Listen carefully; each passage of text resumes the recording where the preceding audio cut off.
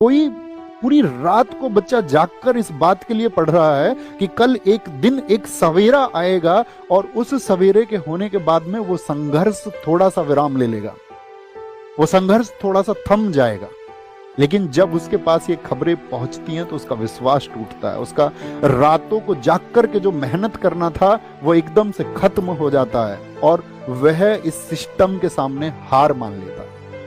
मेरा दोस्त, ये हार मानने का वक्त नहीं है। खुद से वादा करना कि अब क्रांति होगी और अब आंदोलन होगा और इस देश के हर घर से आवाज उठेगी और इस बात के लिए आवाज उठेगी कि हमारे साथ अब इनजस्टिस और नहीं हो सकता, हमारे साथ अब अन्याय और नहीं हो सकता है। और बस मैं तुमसे इतनी बात कह सकता हूं कि तुम डरना मत, झुकना मत। और क्योंकि अगर हम डर गए ना दोस्त, और अगर हम झुक गए तो इस देश की जो टेढ़ी रीढ़ जिस किसी ने भी की है उसे हम कभी सीधी नहीं कर पाएंगे।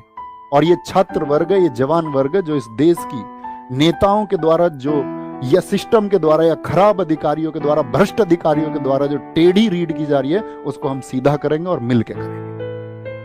अब मैं व्यक्तिगत तौर पे कहूं कि मेरा जीवन तुम सबकी वजह से है। अगर अपना जीवन भी कुर्बान करना पड़ेगा इस व्यवस्था में बदलाव करने के लिए तो हम कर देंगे और बेझिझक कर देंगे, बिना किसी संकोच के, बिना डरे, बिना झुके कर देंगे।